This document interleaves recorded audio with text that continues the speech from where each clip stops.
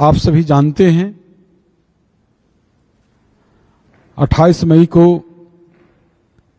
माननीय प्रधानमंत्री नरेंद्र मोदी जी द्वारा नए संसद भवन का उद्घाटन स्वयं करने का निर्णय लिया गया, जिसके विरोध में जनता दल यूनाइटेड बिहार प्रदेश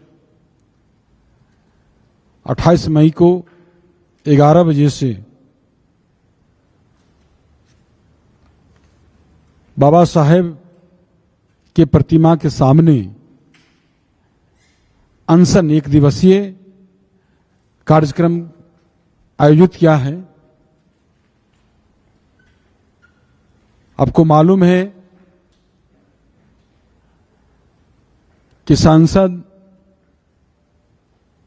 जब भी कभी प्रत्येक साल जब सत्र चलती है तो लोकसभा और राज्यसभा दोनों सदन का संयुक्त संबोधन सत्र का महामहिम राष्ट्रपति करते हैं।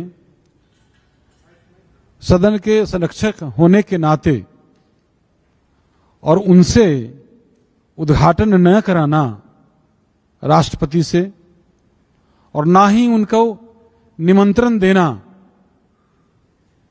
ये महिला, दलित, आदिवासी राष्ट्रपति का अपमान है।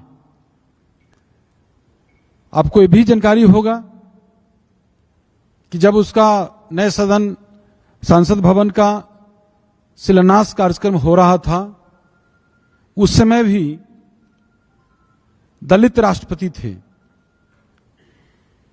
और उस समय भी उन्हें शिलान्यास करने का अवसर न देना राष्ट्रपति को और न ही उन्हें निमंत्रण देना, ये दलित का अपमान। तो जनता दल यूनाइटेड दलित, आदिवासी, महिला का अपमान बर्दाश्त नहीं करेगी, इसको स्वीकार नहीं करेगी। इसके लिए जनता दल यूनाइटेड पार्टी एक दिवसीय अनशन कार्यक्रम जो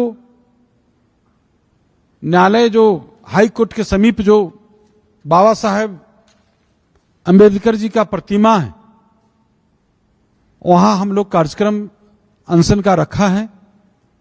जो आज जो देश के हालात है, जो मोदी जी चाहते हैं, जो गौरवशाली इतिहास है, जिस संविधान का निर्माण बाबा साहब ने उसी संसद से वहीं इसकी शुरुआत हुई, जिसको खत्म करना चाहते हैं और अपना उस इतिहास को बदलना चाहते हैं, बाबा साहब के इतिहास को, जो संविधान है उस संविधान को बदलना चाहते हैं और अपना मोदी संविधान लाना चाहते हैं। ये हम लोग कभी बर्दाश्त करने वाले नहीं हैं।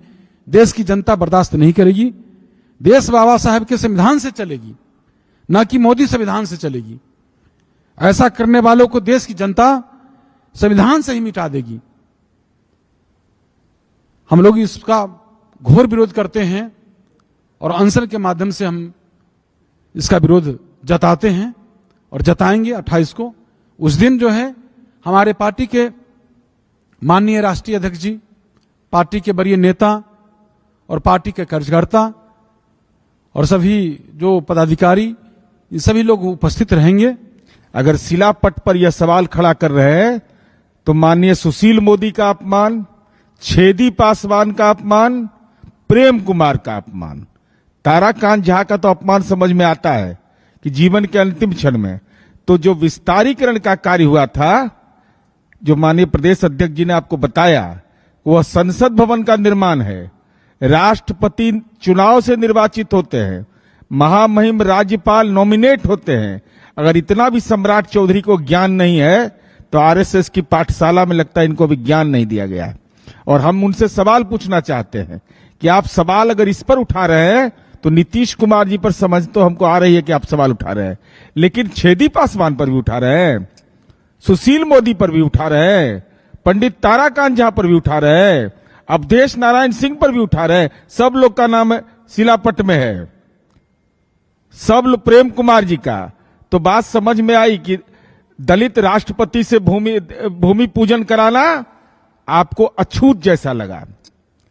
सीधा आरोप है जनता दलियों का कि रामनाथ कोविंद चूंकि दलित समुदाय के थे, वो दलित थे, तो आपको भूमि पूजन कराने में लज्जा महसूस हुआ, आपने उनको अछूत माना। द्रौपदी मुर्मू महिला हैं, आदिवासी हैं, इसलिए आपके समानांतर उनका कोई कद हो, यह नरेंद्र मोदी को मंजूर नहीं है। और ये बिहार के संदर्भ को उठा रहे, अरे ये विस्तारीकरण हुआ है, और विस्तारीकरण के कार्यक्रम में आपके दल के लोग भी शामिल थे, हे पगड़ीधारी तथा कथित सनातनी।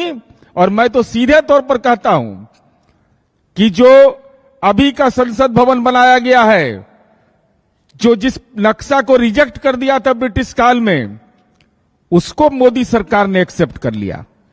वो सनातन धर्म का प्रगटीकरण हो रहा था, मंदिर जैसा दिखाई पड़ता है, देखिएगा तो उसमें बौद्ध धर्म का स्तूप नजर आता है, लेकिन ये त्रिकोण नजर आता है।